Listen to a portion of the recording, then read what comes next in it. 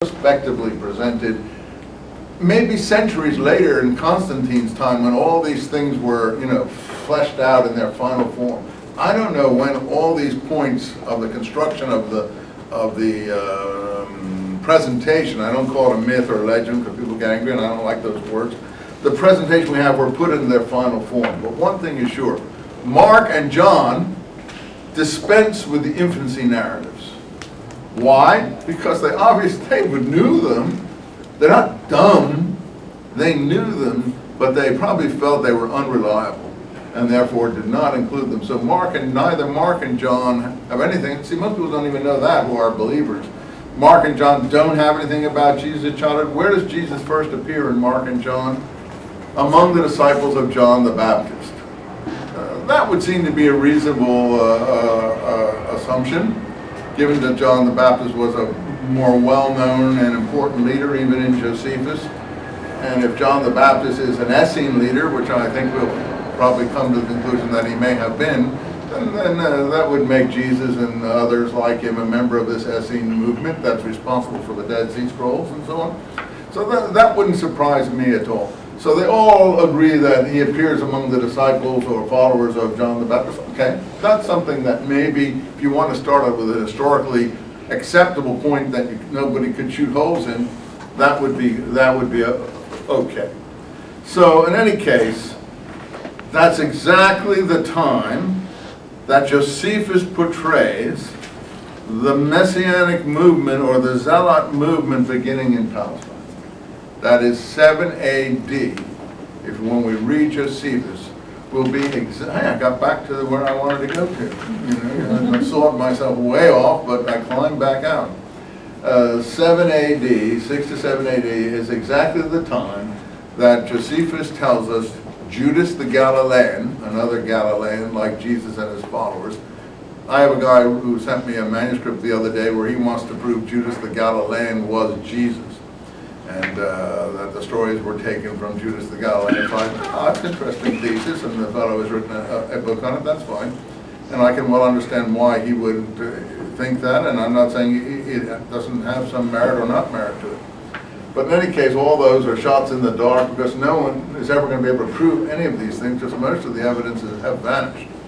If we could have a Shinon papyrus like we just got for the trial of the Templars at the time of one of the popes, I think his name is Clement or something or other. How many read in the papers about the Shinon papyrus? Well, I'm not even sure that's not a forgery because it suddenly appeared out of the Vatican files willy-nilly about the Da Vinci Code Templar issue about the Templars having been tried and convicted of heresy and burned at the stake and the whole movement destroyed in the 1300s. This Shinon papyrus is supposed to be from a pope in the 1300s who presided over some of this along with the French king. It was at the time, I think, of what we call the, the captivity, what's it called, of the papacy when they moved it from Rome to Avignon. Anyway, the French king took the popes and put them in Avignon in southern France. I guess it may be called the Avignon captivity. I'm not sure. I can't remember the actual terminology for that. But this one pope would be in the pocket of the French king. But from this papyrus, he claims that he didn't think that the Templars were heretics. They only had some minor deeds that they should have been punished for, but not burned for heresy. So now, 600, 700 years later, the Vatican in Rome is now saying that the Templars should not have been convicted of heresy, should not have been burned, were not heretics, and it's okay now to think in terms of this movement. That's because it's become so popular.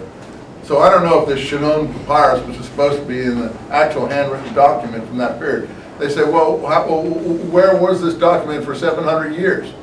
It had been misfiled according to the authorities. It was filed under a different, it was in the wrong folder. Now, I'm not saying that that's wrong, by the way.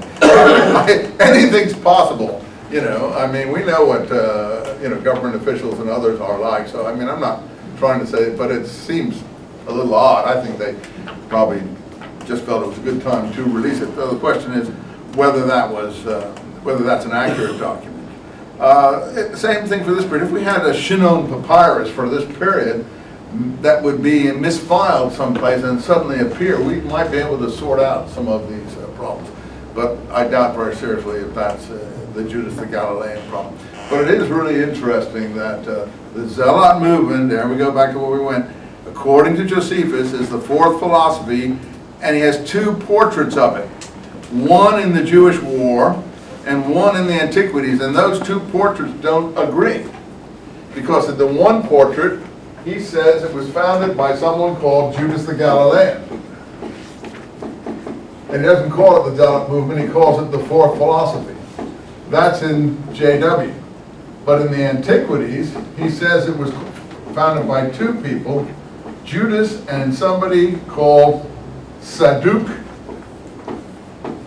or Zadok.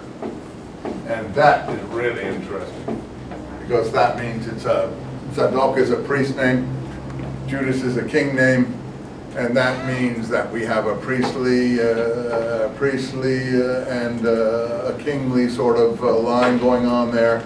And Zadok, of course, is, we'll find out, is one of the most important names among the Dead Sea Scrolls for considering the history of the Dead Sea Scrolls community. So what did I work backwards here? What reason I bring it all up? The question is this the founding moment of the Zealot movement here with Mattathias saying, let everyone who has zeal for the law, line 27, and takes his stand on the covenant, come out and follow me. And he fled with his sons into the hills. And of course there was a lot of problems. Mattathias is still the leader, but Mattathias makes a ruling because a lot of people were not yet fighting on the Sabbath. Now, how far in 2 Maccabees, could you put your finger there? How far in 2 Maccabees did we get last time? Did we get into it at all? Well, what I showed you in 2 Maccabees, I recall, was that 2 Maccabees does not begin with Mattathias. 2 Maccabees begins with a letter to the Jews of Egypt. And I think I told you that I thought this was a pretty authentic sounding letter. Do you remember this letter, or didn't we read